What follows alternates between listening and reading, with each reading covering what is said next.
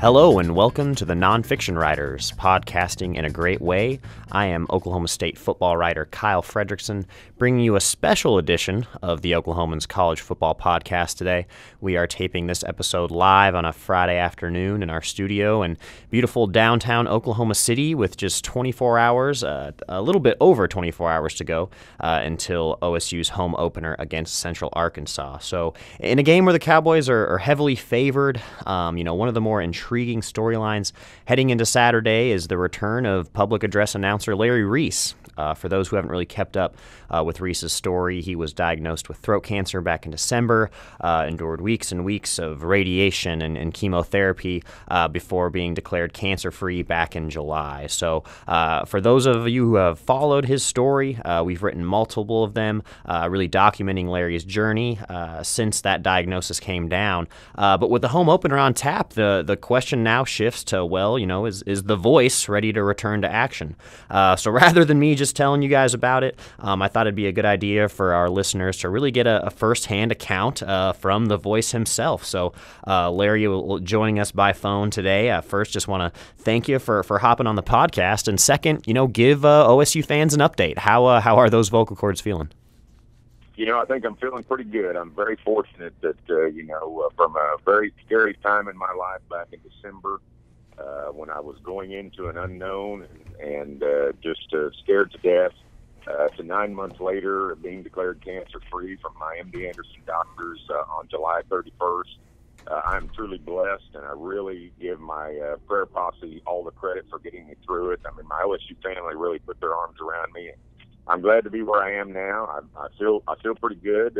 My doctor down at I've told you, Kyle, before we started this, that my doctor, Adam Garden, down at my radiologist at MD Anderson, figured out what I did, actually watched a Bedlam basketball game and looked for me on there, and we'd just met one time, which I thought was pretty incredible for a doctor that's so busy to be watching a game he didn't care about, but right. He had somebody involved in it.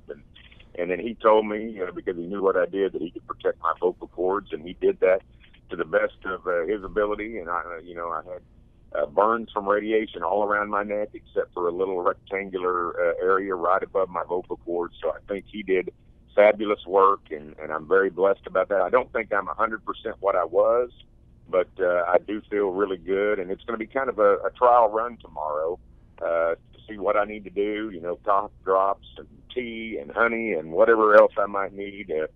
We'll be ready for all of it, and just be really glad to be back in the press box. Yeah, no doubt. It's great to hear, and obviously there's a bit of irony in the fact that you are the voice of the Cowboys, and of course it would be throat cancer, and I know before that was, you had told us and other media outlets that was a big scare, that this might be something that could derail a career you've had for such a long time now. So after all the treatment and everything, what are the biggest changes? I mean, when you talk about how this has actually affected your voice, how has it maybe altered things for you?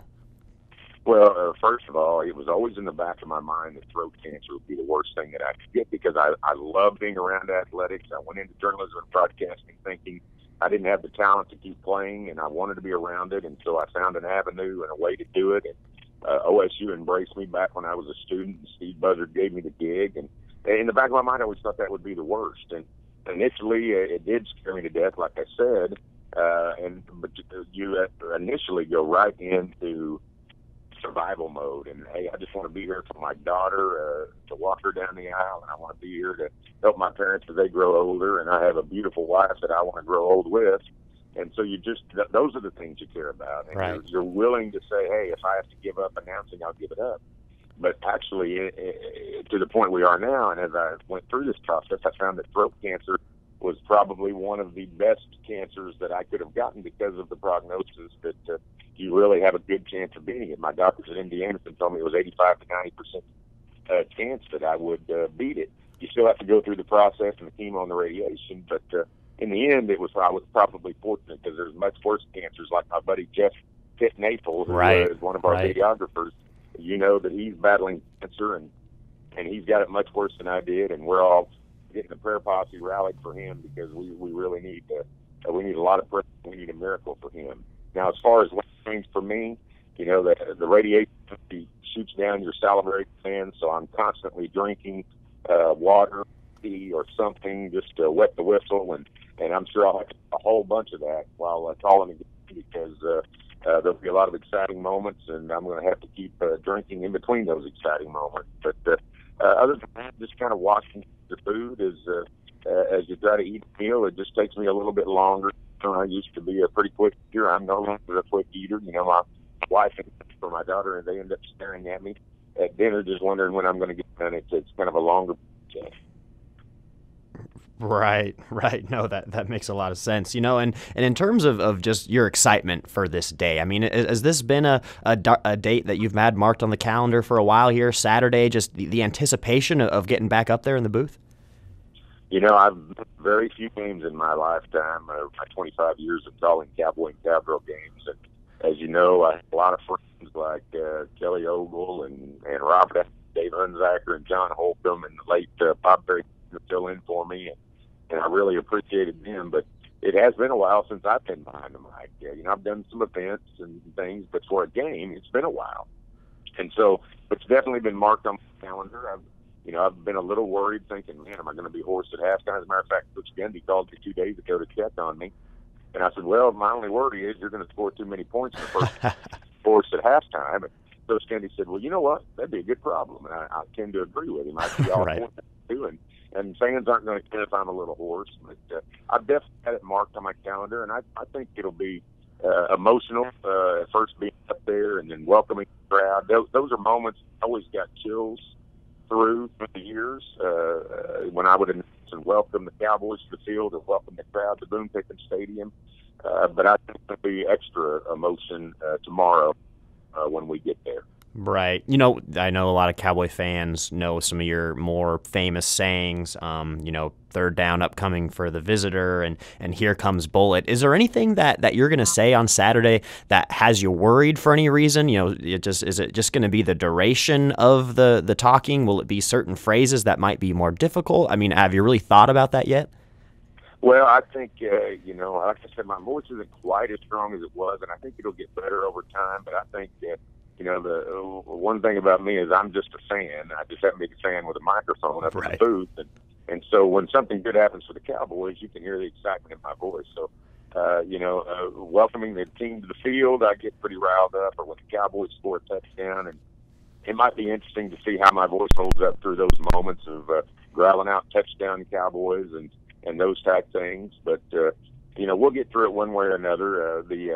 My doctors told me that I might be a little raspier, which I think I am a little raspier. They said, you might sound like Jack Buck. And I said, well, I'm a huge Cardinal fan, so if I could sound like Jack Buck and I didn't have to smoke the thousands of cigarettes that I know that Jack Buck smoked through his life, then that's an all right thing. I can handle that. But I think I will, Kyle. I think I'll really get emotional when I tell everybody this is our home, this is our family, this is our team. Are you ready for Cowboy football? I think that's when the emotion will really come out in me, and hopefully I'll get through that and just get right back in the saddle and be ready to go. Right. And just kind of a final question being football related. I mean, what do you think of this year's team? With so many guys returning, you add into the mix all these new offensive assistant coaches. The Cowboys' schedule seems pretty favorable. So, in all your years of following this team, I mean, how does this year maybe stand out for you in terms of what they might be able to accomplish?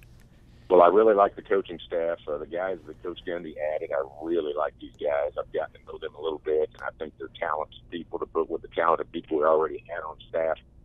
I think this team is very mature. I think we're in a great position, especially at quarterback, when you've got a young Mason Rudolph who's really shown that he's got the skills that are needed for that position, plus he's a leader. And then you've got a backup who may be the best leader on the entire team in J.W. Walsh. I'm excited. I've been to several practices. I've never seen our defense be this fast, and I think that's going to make a difference on that side of the ball. And, our fans probably didn't see what they wanted to see. They wanted to see a blowout. But I believe Central Michigan's better than most people give them credit for. I think our guys played it a little bit close to the vest and just kind of kept it simple for that first game. And so I think the second game will be better, but I think this season could be special. I hope the fans will show up and support this team because it's a great group of young men, and there's a lot of talent there. If things go our way, it could be a really special year. And I like the fact that we have most of our toughest opponents they have to come to us. So that's got to be advantage Cowboy. Right. Yeah, there's no doubt about that. Well, hey, I tell you what, Larry, I'm sure you're a busy guy today, getting in all your prep work and kind of, talking with everyone about the excitement of this game and everything that you do with the athletic department. So we appreciate you taking the time. And I think I speak for everyone when I say it's certainly good to have you back. Well, it is so great to be back. I am so blessed, and I appreciate the way you all at the Oklahoman have handled my story, from Jenny and John Help to you, Kyle, and I appreciate that. And the one thing I want to say is just tell everybody out there that if your body's telling you something, don't ignore it. Don't be an idiot like I was. I was enlarged lymph node for 4 months, and if your body's telling you something or there's something on your skin or whatever, just make the doctor's appointment. You'll be so mad at yourself if you ignore it and things get worse, because that's really what could happen. I'm fortunate that didn't happen to me. And so I just tell everybody, go to the doctor, listen to your body. Don't be an idiot like Larry Reece. And I just want to thank my prayer pop and my LSU family and everybody, because I had fans from all over the Big 12. Right. That especially even OU fans that were supporting me, and I appreciate that. And I'm glad to be where I am right now. And just thanks to all of you that prayed for me and my family, and really appreciate it. Right, absolutely. We're right there with you, Larry. So with that said, I'll leave everyone on a note here. Thank you for tuning in and listening with us here today. And for the best OSU sports coverage in all of Oklahoma, be sure to check out newsok.com and then every day in the Oklahoman. Thanks for listening.